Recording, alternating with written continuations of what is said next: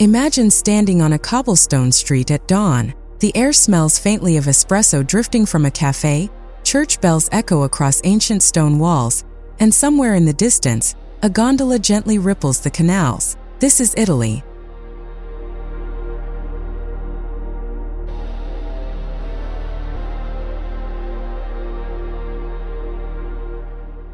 Not just a country, but a living painting, a museum under the open sky, and perhaps the most enchanting stage humanity has ever built.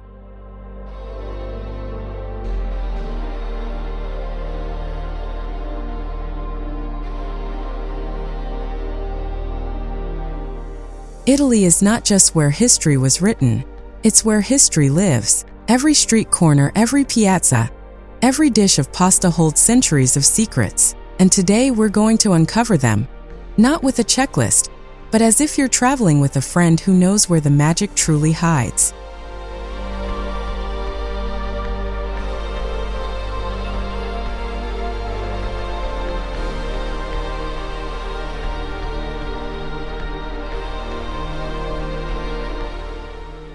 Place number 1. Venice, the floating city of secrets. Venice is often painted as a cliché. Gondolas, masks, and canals. But the real Venice, the one that leaves you speechless, is a labyrinth of hidden stories floating on water. Imagine this.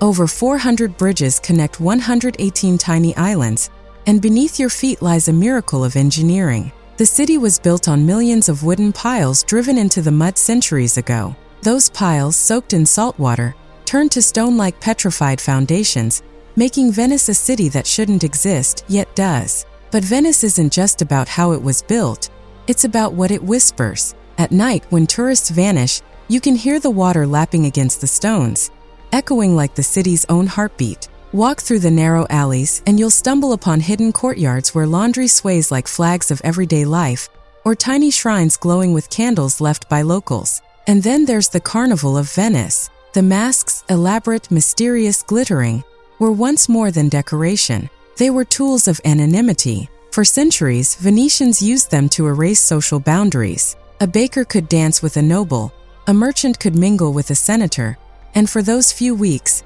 the city forgot who was rich or poor. But Venice also holds darker tales. In the plague years, the Black Death swept through the canals with devastating force. Doctors wore those eerie bird-beak masks stuffed with herbs, believing the long nose would filter disease. Those same masks, now souvenirs, were once symbols of life and death. And here's something most travelers miss. While everyone flocks to St. Mark's Square, the true soul of Venice hides in the outer islands. Burano, with its rainbow-colored houses, feels like a watercolor painting. Torcello, almost deserted, is where Venice was born, an island frozen in time. Venice is a paradox. Beautiful but fragile, ancient but alive. It's not just a city on water, it's a city of water. Every ripple carries the weight of centuries. Every reflection feels like a dream you're not sure you'll wake from.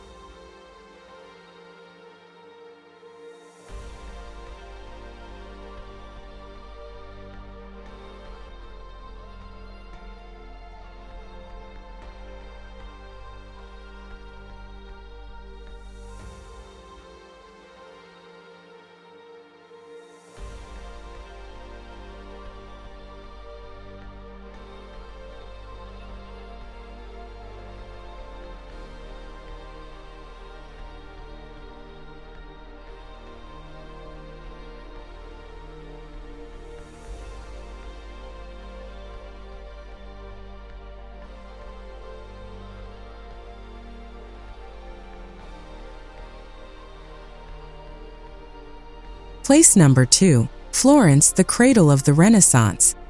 If Venice is a dream on water, Florence is the fire that reignited Western civilization. Walking through Florence feels like stepping inside a time machine set to the Renaissance, when art, science, and philosophy collided to change the world forever. Imagine standing before the Duomo, Florence's cathedral. Its dome, engineered by Filippo Brunelleschi in the 15th century, was the largest in the world at the time, and even today, architects scratch their heads at how he built it without modern machinery. Some say Brunelleschi was so secretive that he destroyed his plans to keep rivals guessing. His dome is not just a roof, It's a defiance of gravity. But Florence's true power lies in its art. Inside the Uffizi Gallery, you can stare into Botticelli's Birth of Venus, a goddess rising from the sea, painted more than 500 years ago, yet still glowing with life. Just down the street stands Michelangelo's David, carved from a single block of marble that other sculptors had deemed too flawed. Michelangelo saw perfection inside imperfection, and Florence didn't just produce art, it produced thinkers who reshaped human destiny. Galileo studied the stars here, challenging the idea that Earth was the center of the universe. Dante, the poet who wrote the Divine Comedy, wandered Florence's streets, weaving a map of heaven, hell, and purgatory that still stirs imaginations today. But Florence isn't just a museum city, it's alive. Stroll the Ponte Vecchio Bridge, lined with jewelers whose families have worked there for centuries. Wander into a trattoria, and you'll taste a steak Florentine, cooked so simply but so perfectly that it feels like a prayer to flavor. Florence is proof that beauty can change the course of humanity. It's not just a city you visit, it's a city that teaches you how to see.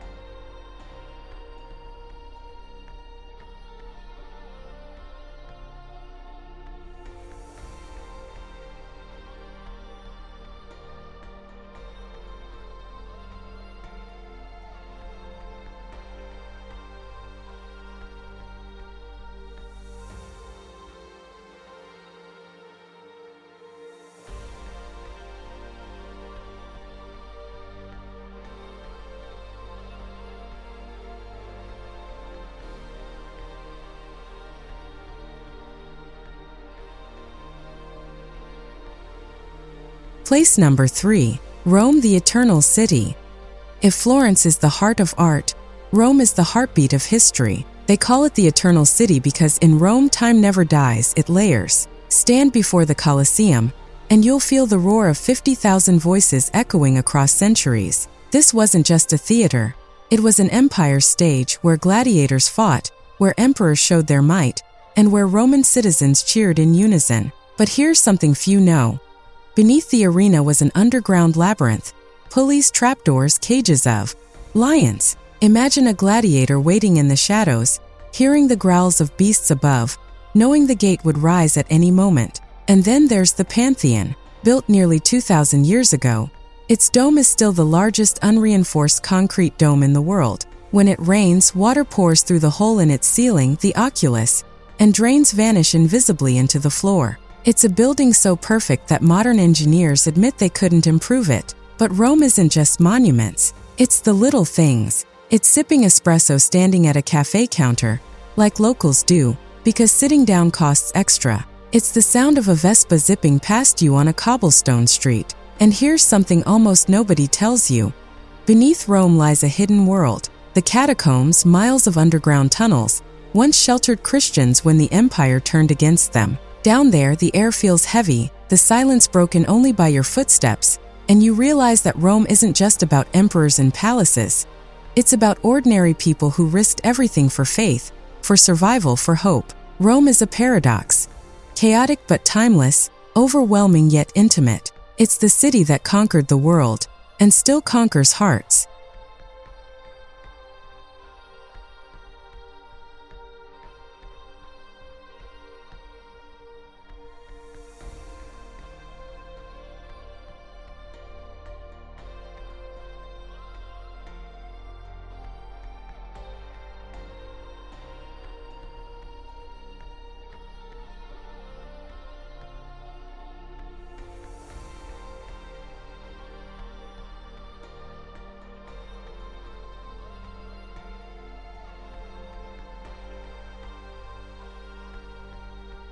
Place number 4. Amalfi Coast, the jewel of the Mediterranean.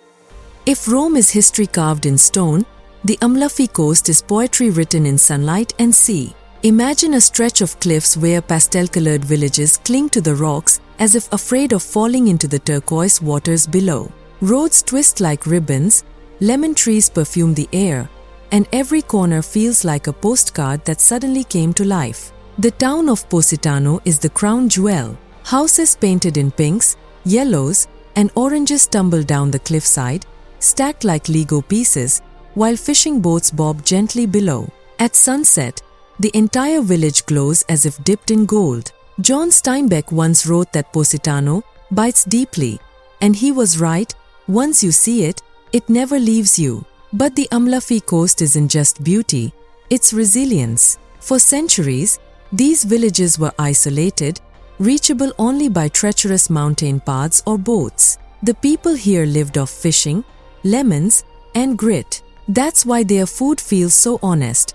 A simple plate of pasta al limone, pasta kissed with fresh lemons, olive oil, and cheese, carries centuries of tradition in every bite. And then there's Amalfi town itself, once a powerful maritime republic that rivaled Venice. Its cathedral, with striped arches and Arab-influenced design, whispers of centuries when traders here connected Europe to the Middle East. Amalfi may look like a sleepy seaside town today, but its stones remember a time when it was at the center of the world. One of the coast's hidden treasures is Ravello, perched high above the sea. Its gardens are like hanging paradises, with terraces that seem to float above infinity.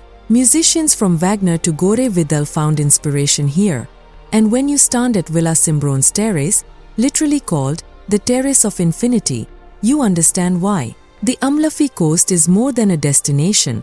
It's a love letter between land and sea. Every wave that crashes against its cliffs feels like nature applauding its own masterpiece.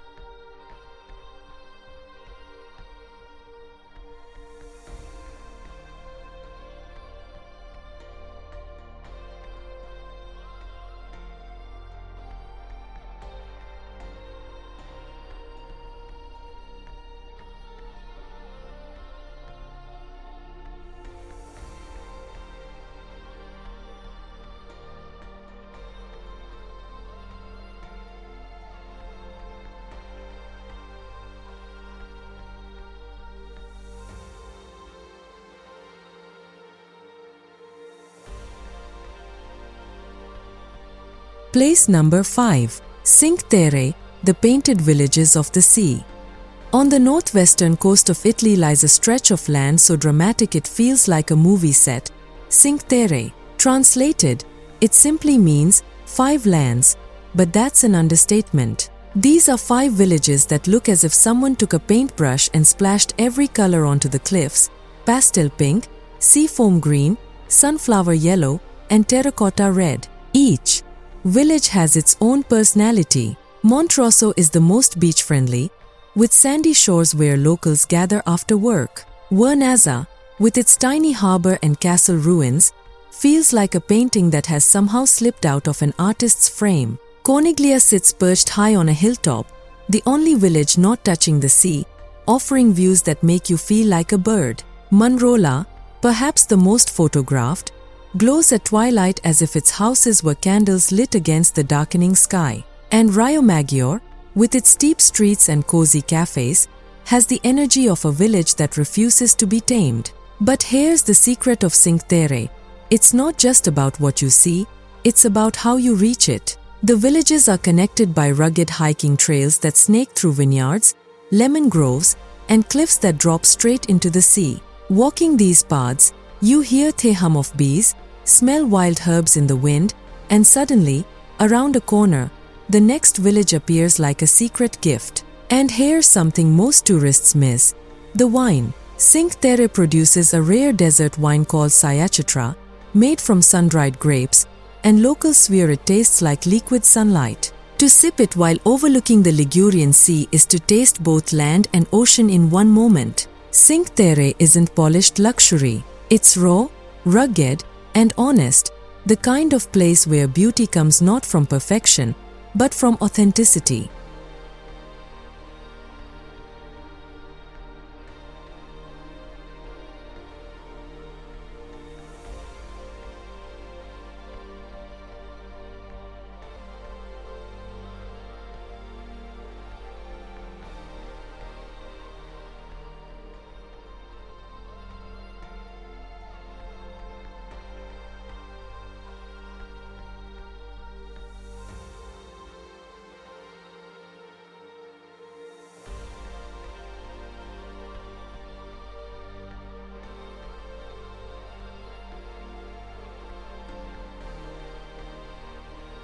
Place number 6. Tuscany, rolling hills and timeless villages.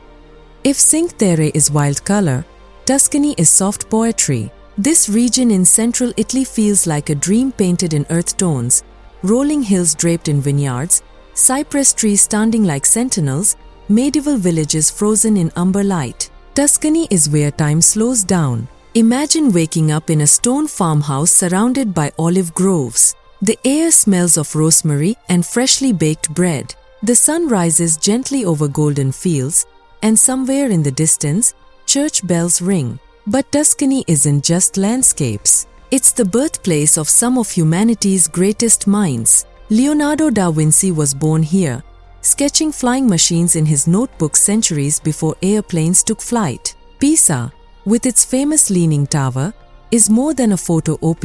It's a lesson in persistence. The tower leans because of unstable soil, but instead of collapsing, engineers over the centuries worked to stabilize it, turning an engineering flaw into an icon of resilience. And then there's Siena, a medieval city that feels like stepping straight into the Middle Ages. Twice a year, its main square, the Piazza del Campo, transforms into the stage for Il Palio, a bareback horse race where neighborhoods compete with fierce pride. The race lasts just 90 seconds, but the passion behind it stretches for generations. Families hang banners of their districts from windows, and rivalries burn hotter than any sports rivalry in the U.S. And of course, there's the food. A simple ball of ribollita soup, made from bread, beans, and vegetables, tastes like centuries of peasant ingenuity. Pair it with a glass of Chianti, grown in the very soil beneath your feet, and you realize Tuscany is not just about eating,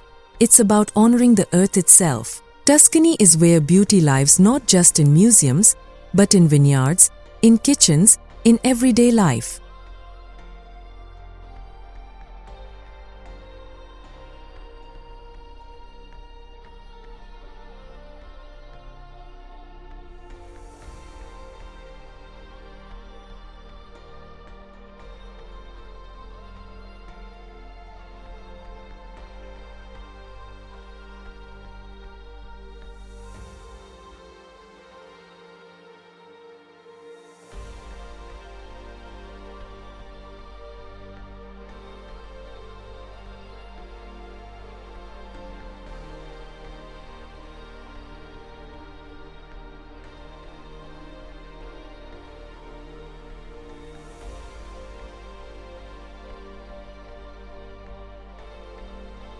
Place number 7. Sicily, island of fire and myth. Now we sail south, across the narrow Strait of Messina, to Sicily, an island that feels like a world of its own. This is a land where myths, volcanoes, and cultures collide. Dominating the skyline is Mount Etna, Europe's highest and most active volcano. At night, you can sometimes see fiery lava glowing against the dark sky, a reminder that Sicily is alive, restless, and untamed. Ancient Greeks believed this was the forge of Hephaestus, the god of fire, where giants hammered weapons beneath the earth. Standing at its base, you can almost believe it. But Sicily isn't just natural drama, it's cultural fusion. Over thousands of years, this island was ruled by Greeks, Romans, Arabs, Normans, and Spaniards. Each left their fingerprints on its food, architecture, and language. In Palermo, you'll find Arab-influenced domes next to Baroque churches. In Syracuse, you'll wander Greek theaters where tragedies were performed long before Shakespeare. And then there's the food. Sicilian cuisine is unlike anything else in Italy. Arancini, golden fried rice balls stuffed with meat or cheese. Cannoli, crispy pastry tubes filled with sweet ricotta. And the swordfish, pulled fresh from surrounding seas, grilled with lemon and olive oil until it practically melts in your mouth. But Sicily also holds haunting history. The Valley of the Temples in Agrigento is one of the world's best preserved ancient Greek sites, where massive columns rise against a backdrop of olive trees. Walking among them feels like walking in the footsteps of philosophers and warriors who once believed their gods watched from above. Sicily is raw, fiery, and unforgettable, a land where myths feel alive, and the earth itself breathes beneath your feet.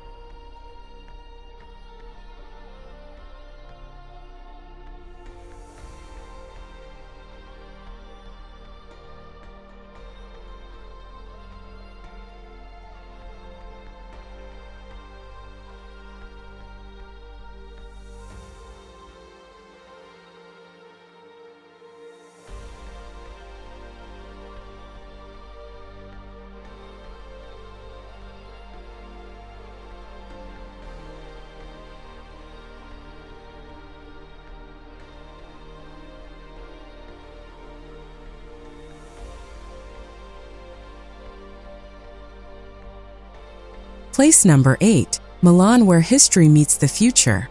When people think of Milan, they often picture fashion runways, glossy magazines, and luxury brands. And yes, Milan is the beating heart of global style. But beyond the designer labels lies a city of contrasts, where ancient history whispers beneath skyscrapers of glass. At its center stands the Duomo di Milano, a cathedral that looks like it was carved out of lace. It took nearly 6 centuries to complete, and with more than 3,000 statues and 135 spires, it's a stone forest reaching for the heavens. Climb to the rooftop, and you'll find yourself walking among statues that watch over the city like guardians. But Milan's treasures don't stop there.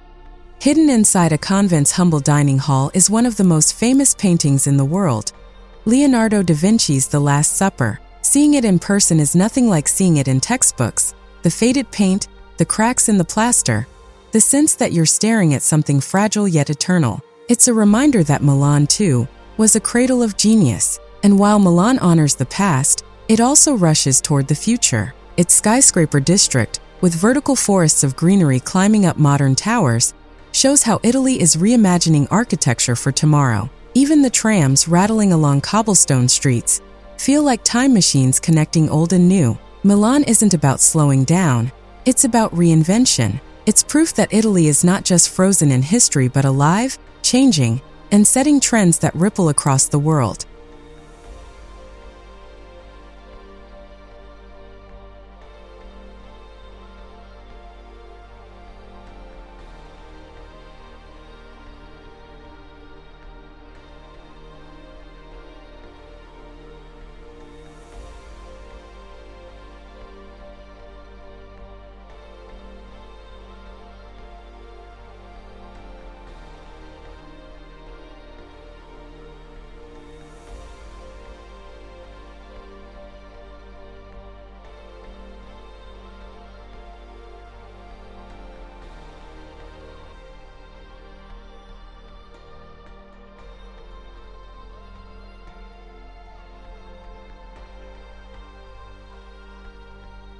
Place number 9. The Dolomites, Italy's alpine crown.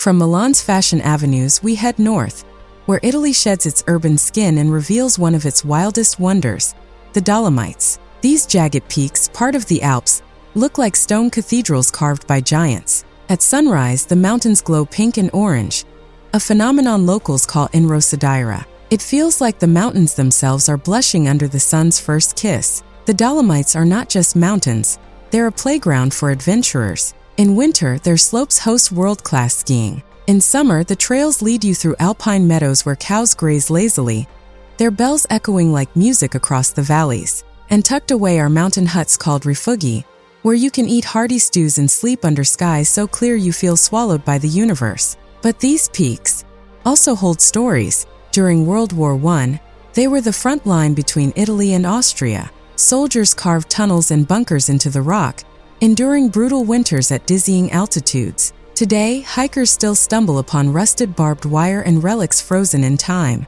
And here's something magical. In the Dolomites lies Lago di Brace, a lake so turquoise it feels unreal. Wooden boats float on its mirror-like surface, framed by cliffs and pine forests. Standing there, you realize Italy isn't just about cities and coastlines. It's also about wilderness, where nature roars louder than any cathedral bell. The Dolomites are Italy's reminder that beauty isn't always soft. Sometimes it's sharp, untamed, and breathtaking.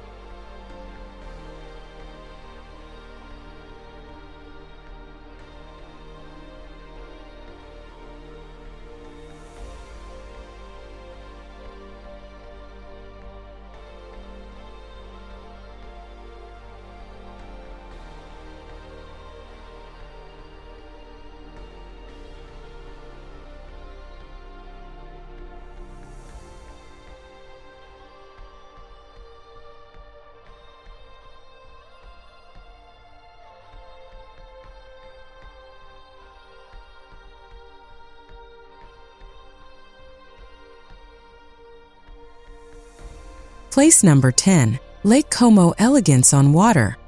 Finally, we arrive at Lake Como, a place so beautiful that for centuries it has been the retreat of poets, aristocrats, and more recently, Hollywood stars. Lake Como is shaped like an upside-down Y, with shimmering waters that stretch between steep mountains. At its edges, elegant villas sit among cypress trees and gardens that burst with flowers. It feels like a blend of nature and luxury, where every view could be a postcard. The town of Bellagio, often called the Pearl of the Lake, is a maze of cobblestone staircases, flower-draped balconies, and cafes that spill onto the waterfront. In Verona, time slows down even more.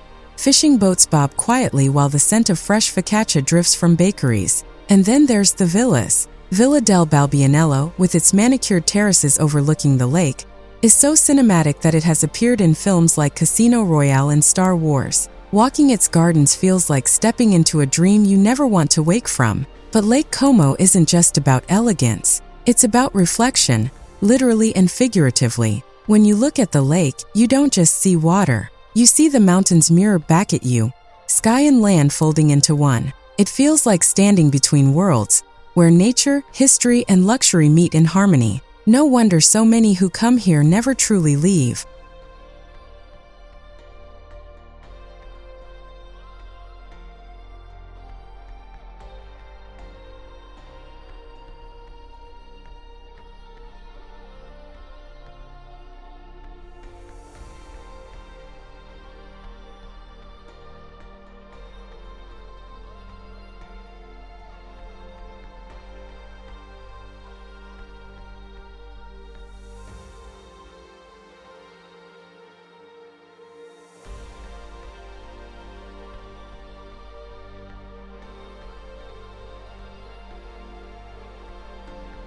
Italy is not just a place to visit, it's a place to feel. A place that, once it bites deeply, never lets go.